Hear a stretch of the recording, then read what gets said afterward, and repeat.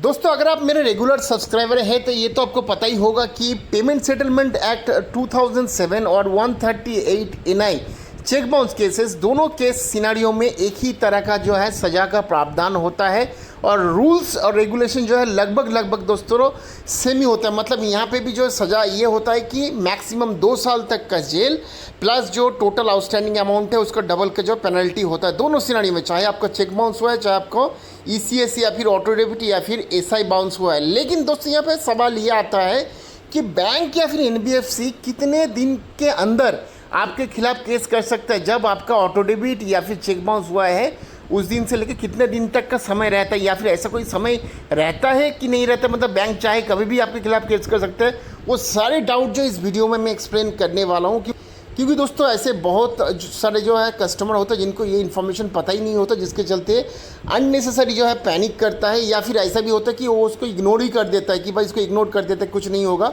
सो सारी इन्फॉर्मेशन इस वीडियो में पता चल जाएगा। सो दोस्तों मैं हूं हसन, आप देख रहे हो नीड टू नो।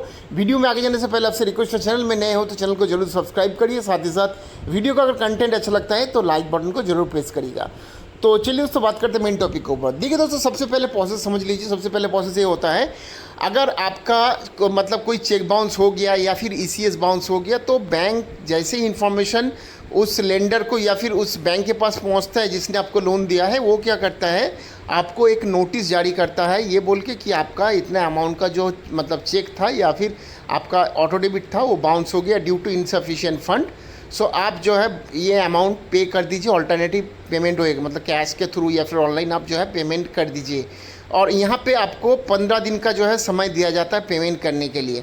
मान के चलिए आपने वो 15 दिन का समय भी ले लिया और आपने पेमेंट नहीं किया तो उस सिनेरियो में बैंक जाके आपके खिलाफ जो है केस फाइल कर सकता है 138 एनआई एक्ट के तहत या फिर जो है पेमेंट सेटलमेंट एक्ट 2007 के तहत। और उस सिनेरियो में आपके पास फिर नोटिस आता है कोर्ट से कि ये बोल के कि आपके खिलाफ जो है ये केस किया गया है कि आपने पेमेंट नहीं किया।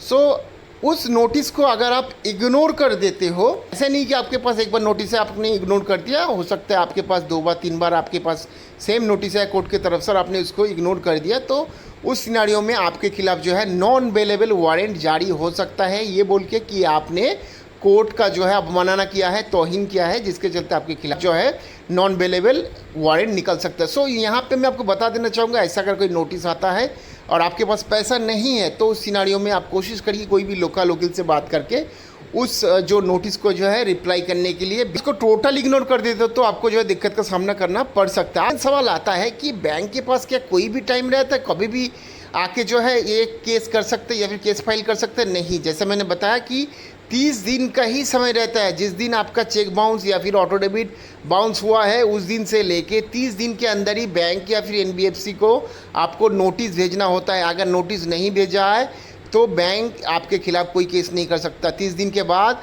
कोई भी ऐसा केस नहीं बन सकता है। सो ये बात का ज़रूर ध्यान रखिए, सिर्फ और सिर्फ 30 दिन का ही समय रहता है, ये एज़ पर एक्ट बता रहा है, ये मैं अपने मन से नहीं बता रहा हूँ। ये जो रूल्स रेगुलेशन लिखा है पेमेंट एंड सेटलमेंट एक्ट 2007 और 138 एनआई एक्ट में जो रूल लिखा है उसी को ही मैं आपको यहाँ पे बता रहा हूँ। सो आई होप दोस्तों आपको पूरा इन्फॉर्मेशन पता चल गया होगा। सो ऐसे ही वीडियो देखने के लिए चैनल को सब्सक्राइब करिए। हम मिलते अगले वीडियो में, तब तक अपना बहुत सारा ख्याल रखिए। जय हिंद।